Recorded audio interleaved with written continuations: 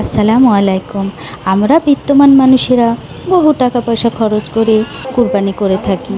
কুরবানি দেওয়া কিন্তু ওয়াজিব, মোস্তাহাব নয়। এক শ্রেণীর মানুষেরা বলে কোটিপতি মানুষ কুরবানি দেয় না, গুনাহ হবে। মনে রাখবেন, সমর্থবান ব্যক্তির ওপর কুরবানি দেওয়া ওয়াজিব। যদি কেউ ইচ্ছাকৃতভাবে পরিত্যাগ করে তবে গুনাহ হবে। আল্লাহ ছাড়া কারো নামে কুরবানি দেওয়া শিরক।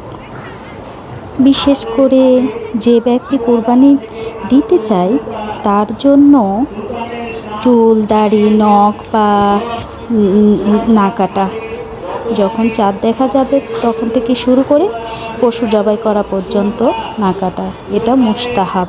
যদি কেউ কাটে গুনাহ হবে না, না কাটলে সওয়াব হবে। সুস্থ মস্তিষ্কওয়ালার ওপর কোরবানি দেওয়া ওয়াজিব, পাগলের ওপর নয়। তারপরে বালেকের ওপর, মুকিমদের ওপর, সমর্থবান ব্যক্তির ওপর কোরবানি দিতে হয়। প্রথম দিন কোরবানি দিলে বেশি ভালো, তারপরের দিন ভালো, তারপরের দিন। পশু জবাই করার সময় পশুকে কষ্ট না দেওয়া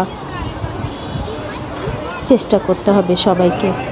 আর কুরবানিটা দিতে হবে আল্লাহকে খুশি করার জন্য। সব সময় মনে মনে দোয়া রাখতে হবে, দোয়া করতে হবে, আর তার জন্য কোরবানি করতে হবে।